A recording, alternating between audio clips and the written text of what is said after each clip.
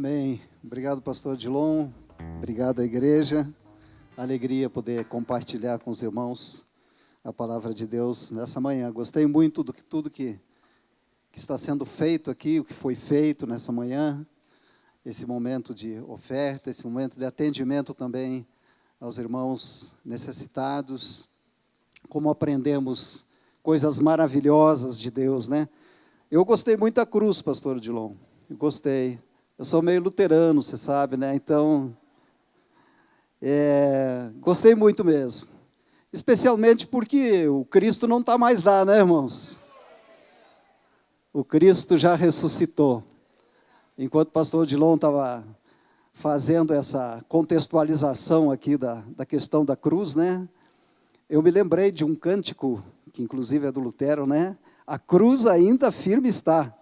Irmãos, uma música muito linda, muito maravilhosa, de um conteúdo maravilhoso, né? E é verdade também que esses símbolos do cristianismo, como a cruz, sem o Cristo, é lógico, porque o nosso Cristo não está crucificado, ele ressuscitou, mas a cruz ela permaneceu, né? E a Bíblia fala muito a respeito da cruz.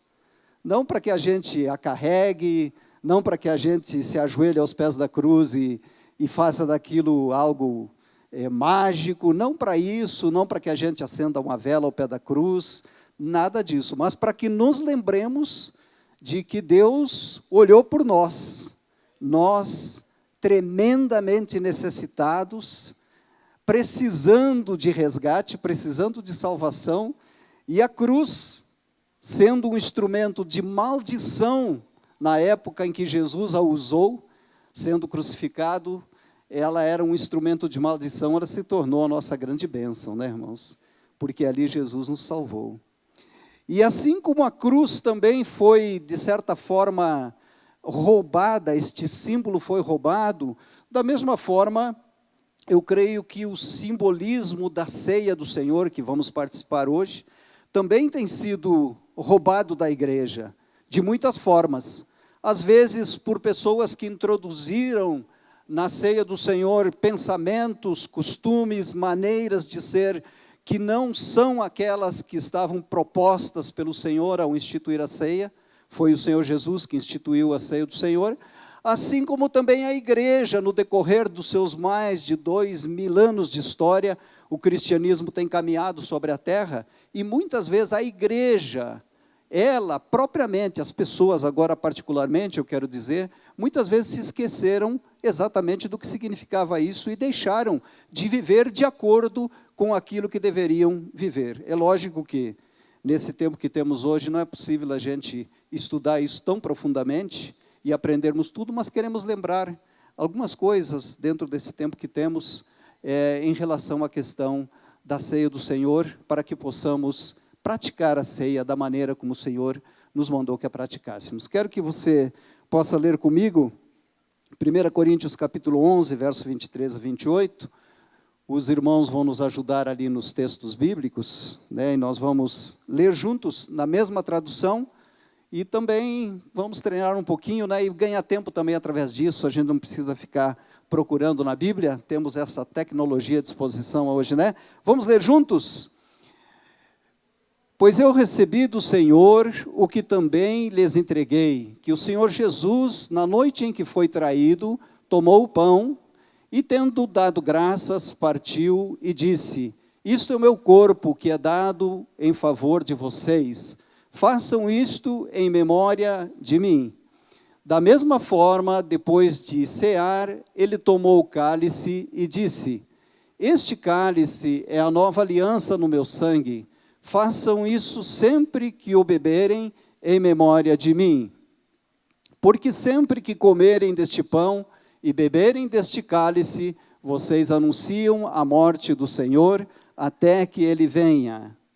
Portanto, todo aquele que comer o pão ou beber o cálice do Senhor indignamente, será culpado de pecar contra o corpo e o sangue do Senhor.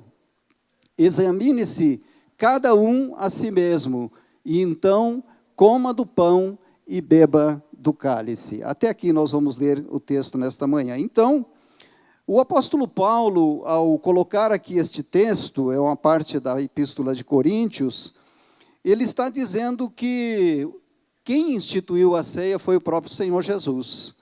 E que na noite em que ele foi traído, ele fez esta instituição, ele colocou, ele deu a instrução de como isto deveria proceder daí para frente, como os discípulos deveriam fazer, na noite em que foi traído. E essa noite em que Jesus foi traído, nós precisamos fazer uma ligação para entendermos melhor isto, era no decorrer da semana que antecedia a Páscoa dos judeus. Quero frisar isto, a Páscoa dos judeus, porque a Páscoa não é uma coisa da igreja, a Páscoa é dos judeus. Por que a Páscoa é dos judeus? Porque a Páscoa era uma celebração, era uma lembrança de algo que aconteceu com o povo israelita quando eles saíram do Egito. Naquela noite em que eles estavam ali prisioneiros, há tantos anos, na escravidão, e eles estavam para ser libertos daquela escravidão, eles iam sair do Egito, e Deus mandou que naquela noite as famílias se reunissem dentro das suas casas e que eles sacrificassem ali um cordeiro e passassem o sangue nas portas, e que ficassem ali esperando o momento de sair, e que o anjo da morte, que ia passar no Egito naquela noite, na 10ª praga, quando os primogênitos morreram, que ele não passaria naquela casa onde o cordeiro tivesse sido sacrificado, o sangue tivesse sido passado ali nos umbrais da porta. E aquilo ali significava algo muito importante para os judeus, para os israelitas. Eles estavam deixando 400 anos de escravidão no Egito. Isso também é algo simbólico, é algo também profético, que se referia naturalmente a todos nós que hoje também deixamos a escravidão do pecado. Mais para frente nós vamos falar um pouquinho a respeito disso. E a partir daquele momento, para o povo judeu, para o povo israelita, começa uma peregrinação. Eles saem a caminho, eles vão para o deserto, e eles vão rumo para a terra prometida, eles vão para Canaã, onde Deus havia prometido essa terra nova para eles, que seria o lugar onde eles iriam morar. Então os judeus, os israelitas, eles passaram a partir daquele momento, por instrução de Deus, a celebrar, a lembrar constantemente a Páscoa como memória e como gratidão. Eles deviam se lembrar e deviam ser gratos pelo que Deus havia falado para eles.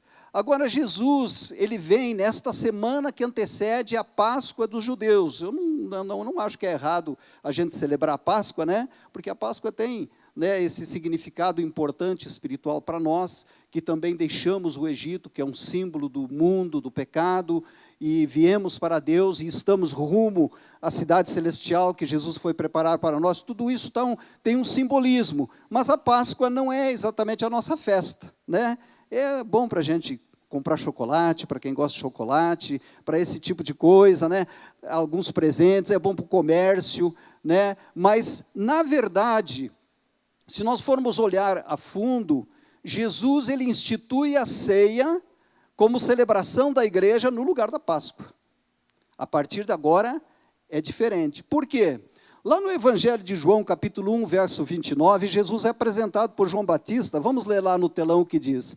No dia seguinte, João viu Jesus aproximando-se e disse: vejam, é o Cordeiro de Deus que tira o pecado do mundo. Veja que João Batista liga o Cordeiro, Jesus, com o Cordeiro que foi morto na Páscoa, na saída dos judeus. E Jesus agora é apresentado como Cordeiro de Deus. E esse Jesus que é apresentado como Cordeiro de Deus, ele institui uma nova celebração para a igreja, uma nova memória para a igreja. A partir de agora, não é mais a Páscoa do povo israelita, tanto até porque nenhum de nós esteve escravo no Egito, estivemos no Egito espiritual, não no Egito natural, mas os judeus estiveram lá e nós não estivemos lá, mas nós estávamos no mundo e o Cordeiro de Deus, que é Jesus, ele foi imolado, ele foi morto para que nós pudéssemos então também sair da escravidão espiritual, da escravidão do pecado, nos voltarmos para Deus. Então, quando Jesus institui a ceia, ele institui exatamente esta memória, esta lembrança. Jesus, ele veio então como Cordeiro de Deus para morrer por nós, derramar o seu sangue, e ele vem implantar um novo reino, o reino espiritual, que na verdade sempre foi o projeto de Deus, né? Deus, ele não pensava só no povo israelita, ele pensava em todo mundo, em todos os seres humanos. E quem recebe a Jesus começa a fazer parte deste reino espiritual, começa a fazer parte de um novo povo, que agora não é o Israel natural, mas é o Israel espiritual, e começa também esta caminhada para a nova Canaã, para a Canaã celestial, que é a terra, a nova terra, que Jesus tem prometido para nós, dizendo: eu vou preparar lugar para vocês, e quando eu estiver preparado, eu vou voltar e vou levar vocês. Então, todos nós que temos adentrado a este reino espiritual, estamos a caminho desta nova terra, deste novo lugar, deste novo lar, que é o céu, é o nosso destino. E este povo, que nós podemos dizer, este povo que aqui se reúne nesta manhã, ou em outros lugares para celebrar a ceia do Senhor, é exatamente este Israel espiritual. Você é o Israel espiritual que está se reunindo nesta manhã para celebrar a ceia do Senhor. Ela é a nossa Páscoa, porque o nosso Cordeiro, Jesus, ele foi imolado para que nós pudéssemos nos livrar dos nossos pecados. Não há na Bíblia uma instrução específica sobre a frequência da ceia. Esta igreja costuma celebrar a ceia uma vez por mês, né? Há igrejas cristãs que celebram a ceia todos os domingos, ou cada reunião, né? A Bíblia não diz isso, algumas indicações assim não muito objetivas na Bíblia em relação a isso, mas o importante não é a frequência, se é todo domingo, se é uma vez por mês, ou é menos. O importante, irmãos, que eu gostaria de frisar nessa manhã, é o nosso coração. Com que coração nós participamos da ceia? Qual é a nossa atitude? Nos preparamos para isso? Ou só nos lembramos, às vezes, que tem ceia na hora da ceia? Será que fizemos aquilo que a Bíblia nos diz? E hoje eu queria, assim, rapidamente, dentro do tempo que nos resta, queria, assim, mencionar rapidamente 3 aspectos que estão mencionados no nosso texto inicial, de 1 Coríntios 11, em relação a essa preparação, aquilo que deveríamos cuidar, ao participarmos, ao celebrarmos a ceia do Senhor. A ceia, como já dissemos, como tantas outras práticas cristãs, perderam em muitos momentos o seu objetivo, a sua essência, o seu significado. Para alguns, a ceia tornou-se apenas um costume, uma prática litúrgica, nós poderíamos dizer. Algo que as pessoas praticam isso apenas por costume, apenas porque todo mundo faz. Alguns dão à ceia um valor exagerado, né? Eu mesmo venho de um grupo religioso que, se alguém estava moribundo para morrer, corria entregar a ele a ceia, né? Porque se acreditava que a pessoa, se ela tivesse aquela comunhão da ceia naquele momento, isso teria uma influência na sua salvação. Isto é um desvio, na verdade, daquilo que deveria ser. Há outras pessoas hoje em dia, infelizmente, temos um grande número de pessoas hoje que nem sequer participam mais da ceia. Se consideram cristãos, né? Hoje nós temos, infelizmente, um grande grupo de pessoas que um dia aceitaram Jesus, começaram a caminhada com o Senhor, mas deixaram de congregar nas igrejas cristãs. Os irmãos sabem disso, talvez até você conhece, talvez tenha até na família, pessoas que por algum motivo se atrapalharam, se decepcionaram, acharam que a igreja não era um lugar bom e passaram a viver a sua vida cristã independentemente, sem praticar aquilo que a Bíblia nos ensina lá em Hebreus, né, capítulo 10, dizendo que devemos continuar congregando até que o Senhor volte, né? É importante essa união da igreja, essa congregação da igreja, essa reunião da igreja. Então, há muitas pessoas que deixaram também a ceia de lado. Por não participar de nenhuma igreja, também não participam da ceia. Aparentemente, parece que para eles não faz falta nenhuma. Mas esse não é o ensino de Jesus. Jesus diz que nós deveríamos fazer isso até que Ele voltasse, né? Então, fazemos isso dentro desta reunião da igreja. Se os irmãos puderem voltar o texto ali de 1 Coríntios, capítulo 11, por favor. Eu queria falar com vocês hoje sobre 3 aspectos que estão descritos no nosso texto de 1 Coríntios, onde o apóstolo Paulo fala sobre algumas questões. Vamos começar com o verso 28, por favor, lá, irmãos. Vamos de trás para frente um pouquinho. A primeira coisa que eu queria ver com vocês hoje é que a Bíblia diz que ao praticarmos a ceia e nos lembrarmos desse momento, devemos examinar a nós mesmos. Diz assim, leia comigo, examine-se cada um a si mesmo, e então coma do pão e beba do cálice. A segunda coisa que eu quero falar com vocês um pouquinho hoje, está no verso 25, por favor.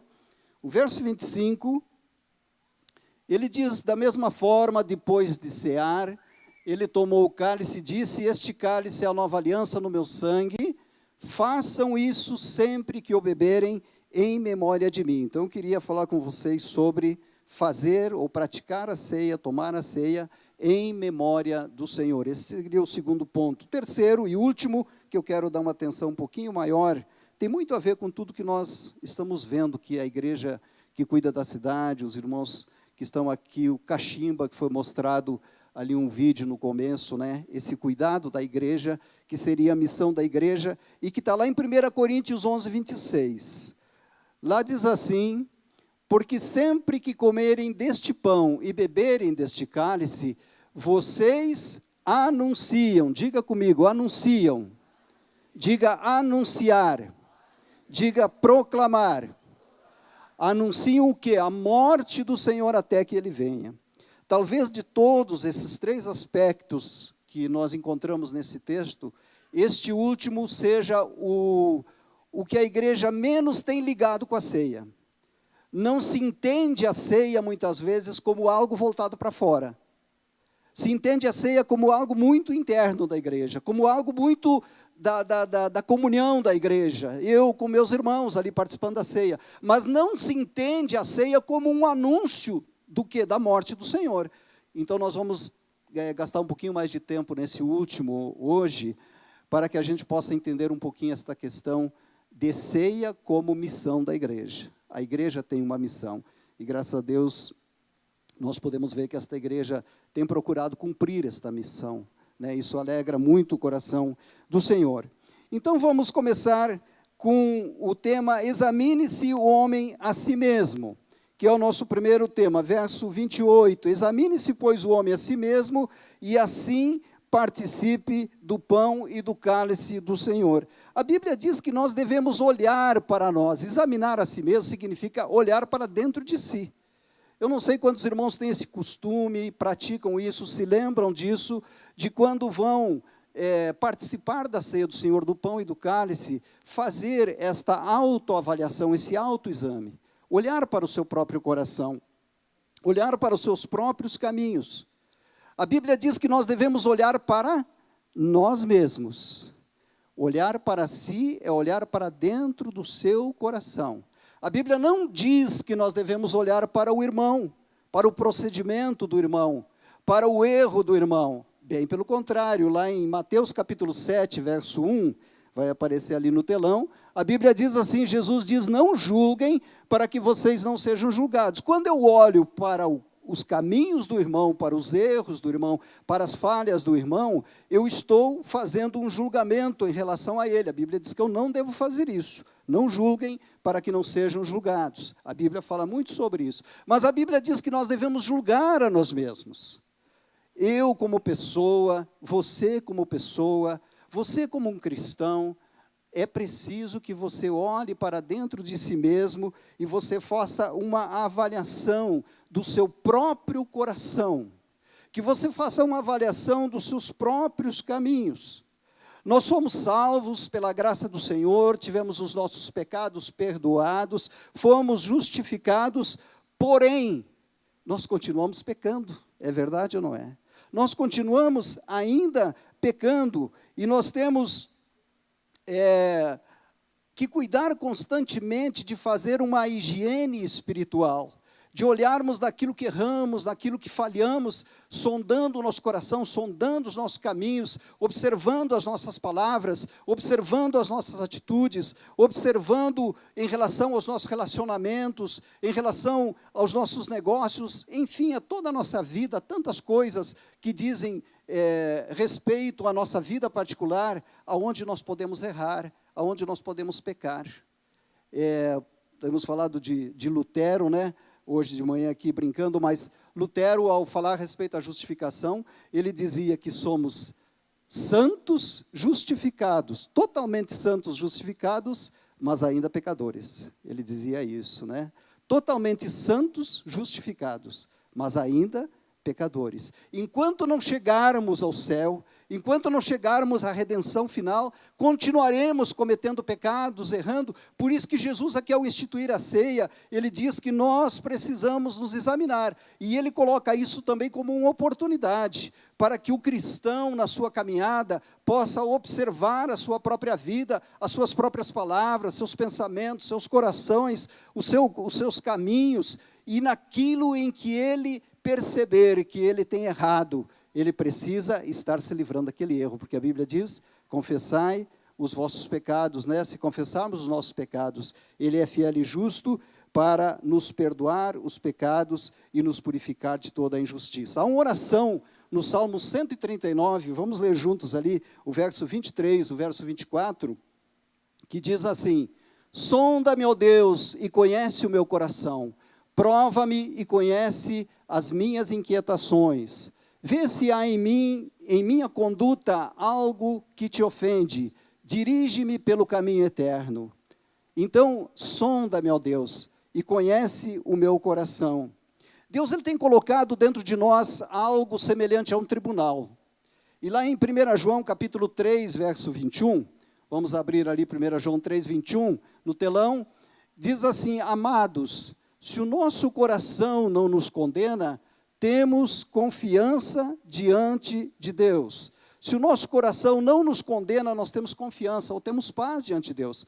Por que o apóstolo João escreve isso? Porque Deus colocou dentro de mim, dentro de você, algo como se seja um tribunal, é a nossa consciência. E quando nós fazemos algo errado, nós sabemos que fizemos algo errado. Quando de alguma forma nos desviamos daquilo que deveria ser o nosso procedimento cristão, nós sabemos lá dentro de nós, podemos até não falar, podemos até às vezes não admitir verbalmente, mas nós sabemos que fizemos algo errado.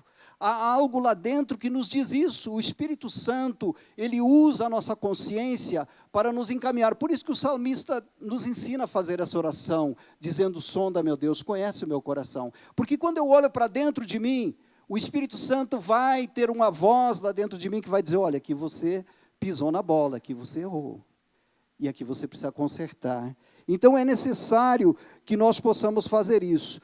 Quando nos tornamos cristãos, nós passamos a conduzir a nossa vida pela palavra de Deus. A palavra de Deus, a Bíblia, ela é a nossa regra de fé e de prática. Conforme nós vamos aprendendo a palavra de Deus, conforme nós vamos ouvindo a palavra de Deus, conforme nós meditamos na palavra de Deus, conforme nós vamos lendo, estudando, ouvindo pregações, ouvindo estudos, à medida que nós oramos, à medida que nós praticamos aquilo que nós aprendemos, a nossa consciência, ela vai se formando.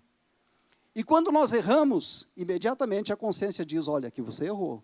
Porque há algo formado dentro de você, um código ético, nós podíamos dizer assim, que diz que aquilo que você fez é correto ou não é correto. Por isso que o apóstolo João, aqui, ele diz que se nós temos uma consciência tranquila, não há nenhuma condenação ali na nossa consciência, a gente tem paz com Deus. Então nós podemos ter duas situações. Nós podemos ter uma situação de condenação, algo lá dentro está dizendo que eu fiz alguma coisa errada, ou então eu posso ter uma situação de paz no meu coração, se eu não fiz nada errado. É importante que nós façamos esse exame e que usemos disso que Deus nos deu, dessa capacidade, e ouvir a voz do Espírito Santo para que a gente possa, então, entender constantemente qual deve ser o nosso procedimento.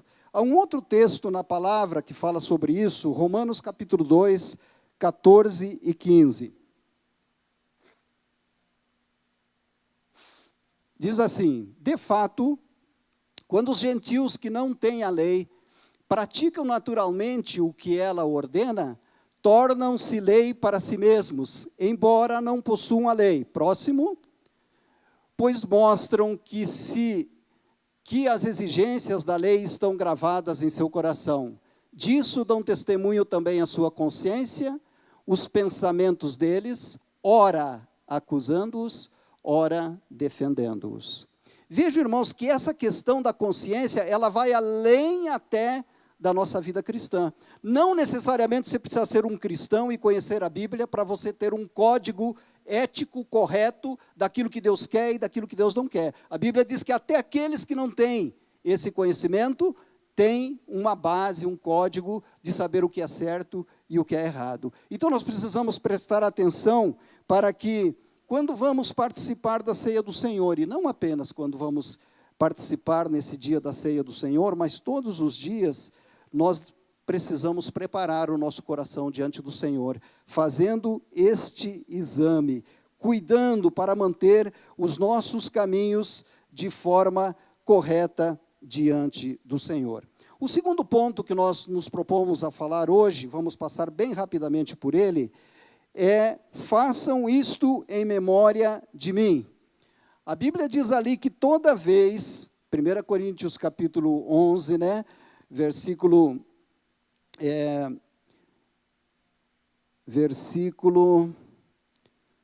eu não sei agora que eu não marquei, deixa eu ver, versículo 28, Oi, 25? Obrigado, irmão. Da mesma forma, depois da ceia, tomou o cálice e disse: é o cálice nova aliança no meu sangue, façam isso sempre que o beberem em memória de mim. É muito importante que nós nos lembremos que Deus, já com o povo de Israel, Ele fez questão de que eles jamais se esquecessem daquilo que eles haviam recebido do Senhor. Constantemente Deus, na sua palavra, vai fazendo o seu povo, Israel, se lembrar daquilo que Deus fez em favor deles. Esse versículo 25, ele nos fala que nós devemos fazer a ceia, participar da ceia em memória do Senhor. Quando Deus levou o seu povo a entrar na terra prometida e atravessou o Jordão, os irmãos devem conhecer essa história, Josué, instruído por Deus, fez com que alguns homens de Israel pegassem 12 pedras do meio do Jordão, que secou para que eles atravessassem em seco, e trouxessem essas pedras e elas fossem colocadas como um marco, como algo que servisse de lembrança, de memória. E é dito ali na palavra de Deus que, quando as futuras gerações perguntassem: o que é isso aqui? O que é esse marco? O que significa isso aqui? Eles pudessem dizer: olha, isso aqui é uma lembrança do que Deus fez. Deus secou o Jordão, o povo passou, e nós tiramos essas pedras lá do meio do rio, e fizemos esse memorial, para que no futuro pudéssemos contar as memórias daquilo que Deus fez.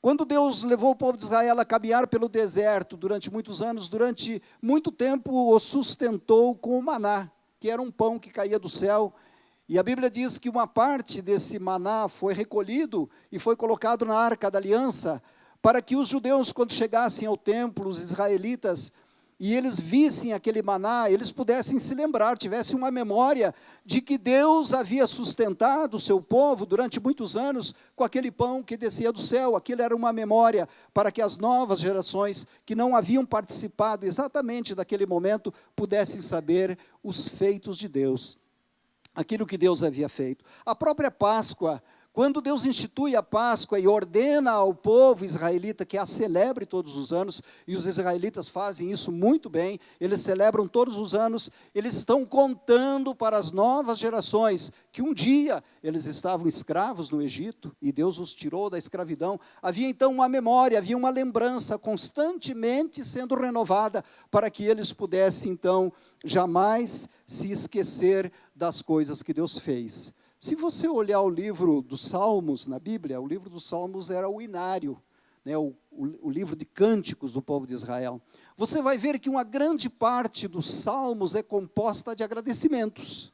há muitos agradecimentos, e eles são muito úteis para nós como igreja, de nós podermos olhar e usarmos as expressões de agradecimentos ao Senhor pelo que Ele tem feito, porque Deus tem feito grandes coisas, mas nós temos uma memória bastante prejudicada. Não é só o povo brasileiro, né? Dizem que o povo brasileiro esquece das coisas muito fácil, isso falam politicamente, né? Mas não é só o povo brasileiro. Em todo o mundo há uma tendência muito grande, com o mudar das gerações, com o passar dos dias, de nos esquecermos das coisas que Deus fez, das coisas que Deus fez. É importante que nos lembremos das coisas que Deus fez. A Bíblia diz que Jesus, Ele veio ao mundo para nos salvar. Lá em Filipenses capítulo 2, verso 5 até o verso 8, vamos ler: seja a atitude de vocês a mesma de Cristo Jesus, que embora sendo Deus, não considerou que ser igual a Deus era algo a que devia apegar-se, mas esvaziou-se a si mesmo, vindo a ser servo, tornou-se semelhante aos homens, e sendo encontrado na forma humana, humilhou-se a si mesmo, e foi obediente até a morte e morte de cruz. Então, queridos, Jesus, Ele veio a esse mundo, deixou a sua glória, deixou o céu, tornou-se um como nós, Ele sendo Deus, tornou-se homem, humilhou-se, Ele fez algo muito importante por nós. Não podemos esquecer o que Jesus fez. E quando a Bíblia coloca a ceia, é uma lembrança, é uma memória, para que nos lembremos do que Jesus fez. Há um texto em Eclesiastes, capítulo 9, do verso 13 ao 15, não vamos ler esse texto, vamos só colocar no telão ali. O escritor de Eclesiastes ali, ele diz que havia um homem pobre, que Jesus é chamado de homem pobre, em Filipenses capítulo 2, diz que ele se tornou pobre. Lá em Eclesiastes há um texto que é considerado pelos estudiosos da Bíblia como um texto profético, falando a respeito de Jesus, dizendo que havia um homem pobre, que pela sua sabedoria, pela sua atitude, defendeu uma cidade da destruição, mas que ninguém mais se lembrou daquilo que ele havia feito. Está escrito lá em Eclesiastes, capítulo 9, de 13 a 15, está no telão. Ninguém mais se lembrou do que ele fez. É importante que nos lembremos do que Jesus fez, porque Ele veio para entregar-se, para morrer por nós. Ele nos libertou do pecado, da morte, nos libertou de Satanás, Ele nos abriu o caminho para o céu. Podemos, através da obra de Jesus, conhecer a Deus. Deus se alegra ao ver o seu povo reunido para celebrar esta grande salvação. E quando nos reunimos para a ceia, não estamos fazendo outra coisa a não ser celebrarmos a grande salvação que o Senhor nos deu. Então nós estamos aqui reunidos, estamos todos aguardando a volta do Senhor, que Ele vem para buscar a sua igreja, mas enquanto Ele não vem, nós continuamos nos reunindo e continuamos relembrando, e não apenas neste momento que nos reunimos aqui para a ceia, mas também todos os dias. Como eu disse, a inspiração do livro dos Salmos nos lembra de muitos motivos de gratidão a Deus pelas suas obras, pelos seus feitos. Então, isto é algo que a ceia nos ensina de maneira muito importante, nos lembrarmos daquilo que o Senhor fez por nós. Mas agora vamos para o último ponto. Nosso tempo está correndo, né? É até 11h15, você falou, pastor Edilon? Tá difícil, né? Toda vez que comerdes este pão e beberdes este cálice, anunciais a morte do Senhor até que Ele venha. Que anúncio é esse, irmãos? Anunciar a morte do Senhor. Anunciar a morte do Senhor é dizer que o Senhor já pagou o preço do pecado. Ninguém mais precisa viver no seu pecado. Ninguém mais precisa ir para o inferno. Você é livre. Jesus já pagou o seu preço, só que tem muita gente que não sabe. Mas a igreja precisa anunciar, então a igreja tem uma missão.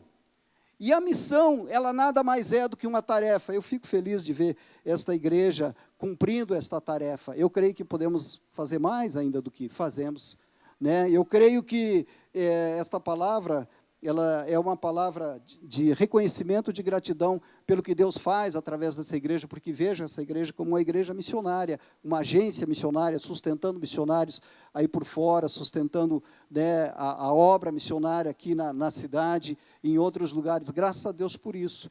Mas, nesta manhã, o Senhor fala pessoalmente com cada um de nós. O quanto temos feito, o quanto temos olhado para fora em relação à necessidade, né? Porque esta missão, irmãos da igreja, ela é nada mais, nada menos do que a principal missão de Deus. Deus é o principal missionário. O primeiro missionário foi Deus. Deus, junto com Jesus, o Espírito Santo, na eternidade, eles tiveram uma reunião e fundaram a primeira agência missionária. E nessa reunião ficou decidido que Deus, o Pai, enviaria como missionário para o mundo o seu Filho Jesus. E foi o que aconteceu no decorrer do tempo. Jesus veio, João 3,16, o que diz lá, vamos ver, João 3,16 no telão. Não precisa nem no telão, né? Porque Deus tanto amou o mundo que deu o seu Filho unigênito, para que todo aquele que nele crer não pereça, mas tenha a vida eterna. Então, a tarefa da igreja, ao anunciar a morte do Senhor, quando nos reunimos para a ceia, precisamos analisar também esta questão no nosso coração. Como estou eu dentro desta missão que Deus começou? Deus, o primeiro missionário, porque aquele que envia também é um missionário. Os estudiosos de missão dizem que missões têm duas opções, né? Ou ir ou enviar. Neste caso, Deus é aquele que envia, e aquele que é enviado é Jesus. O primeiro missionário enviado ao mundo é Jesus. Jesus vem a este mundo e implanta o reino de Deus. Ele vem para salvar os homens. E a Bíblia nos conta qual é a razão, porque o ser humano, que havia sido criado à imagem e semelhança de Deus, ele se perde. Ele perde a sua originalidade, ele perde a sua razão de ser, ele se separa de Deus, ele peca contra Deus, e há necessidade de que o missionário Jesus venha para resgatar esta raça caída. O homem no pecado, ele se separa de Deus. O homem no pecado, ele se separa até da sua própria natureza original, criado à imagem e semelhança de Deus. E o homem no pecado se separa também do seu semelhante, ele se torna egoísta, ele pensa nas suas próprias necessidades, nas suas próprias coisas, e muitas vezes não pensa nas necessidades do seu semelhante. Então, Jesus vem, e Jesus encarna. Eu queria usar esta palavra hoje no sentido de que Jesus, o Filho de Deus, Espírito, vem a esse mundo, toma uma forma humana, recebe um corpo humano para tratar com os seres humanos, e ele encarna neste mundo, ele funda o reino. Quando Jesus volta para o céu, ele promete que ele enviaria o Espírito Santo, e o Espírito Santo vem. Lá em Atos capítulo 1, verso 8, Jesus, ele diz, recebereis poder ao descer sobre vós o Espírito Santo, e vocês serão minhas testemunhas, tanto em Jerusalém, como em toda a Judéia e Samaria, e até os confins da terra. Então o Senhor Jesus, ele volta para o céu, e ele manda o Espírito Santo, e aqui eu quero usar de novo a palavra encarnar. Nós, os evangélicos, não gostamos muito dessa palavra de encarnação, uma coisa meio, né, a gente pensa aí numa doutrina errada que tem aí, de reencarnação, né? Mas não é isso que eu quero dizer, nós estamos falando de encarnação. O Espírito Santo, assim como Jesus veio e encarnou num corpo humano para fazer a obra entre os seres humanos, o Espírito Santo vem e encarna na igreja. A Bíblia diz que ele vem habitar no corpo de cada um de nós. Todos aqueles que receberam a Jesus têm o Espírito Santo morando dentro de si, e nós temos uma missão como igreja. Agora, a igreja também precisa encarnar, e aqui eu quero concluir esse pensamento, porque assim como Jesus veio e encarnou, recebeu um corpo humano para viver com os seres humanos e fazer a implantação do reino de Deus, assim como o Espírito Santo vem e entra no corpo dos seres humanos da igreja, para conduzir a igreja precisa também cumprir a sua missão encarnando na sociedade. Ela tem que ir para o meio da sociedade. Jesus disse, vocês são a luz do mundo, vocês são o sal da terra. Ele não disse, vocês deverão ser, ele falou, vocês são. Então é muito importante que nós tenhamos conhecimento disso, porque há uma missão da igreja a ser cumprida. Há uma missão da igreja a ser cumprida. Bom, são 11h15. Nós vamos orar neste momento. Os irmãos vão cantar um cântico aqui, eu já vou entregando a palavra ao pastor Odilon. nós vamos participar da ceia. Há uma música que diz: usa-me, Senhor. E nós queremos, ao ouvir esta música, fazermos a nossa própria reflexão em relação àquilo que vamos participar nesta manhã. Se somos igreja, temos uma missão a cumprir. Ao participarmos da ceia nesta manhã, precisamos entender que a igreja, ela deve anunciar a morte do Senhor, até que o Senhor venha. A igreja precisa desaparecer do meio da sociedade, como o sal desaparece no meio do alimento e dá sabor ao alimento. A igreja precisa trazer luz à sociedade, como quando a gente acende a luz numa sala escura, e tudo nos torna mais claro, mais visível, melhor, mais bonito, porque há luz. A igreja precisa fazer isso. E que nesta manhã Deus possa usar a sua vida, possa falar ao seu coração, que você se prepare ao examinar o seu coração, ao agradecer ao Senhor pela sua obra, lhe dando a salvação, lhe dando este caminho para a vida eterna, e analisar o seu coração, enquanto esta música é cantada, dizendo: Senhor, usa-me. Se você quiser fazer a sua oração aí no seu lugar, se você quiser se ajoelhar, se você quiser, sei lá, ter outra atitude, ficar de pé, mas que o Senhor possa falar ao seu coração nesta manhã, ligando com a ceia do Senhor, para que a igreja faça este exame, faça essa análise, e Deus vai nos abençoar. Vamos cantar. Sonda-me, Senhor, e me conheces, quebranta o meu coração, transforma-me conforme. Quando você vai adorando a Deus, eles vão entregar a você o pão, eles vão entregar a você o cálice. Não participe ainda, apenas receba o pão e receba o cálice.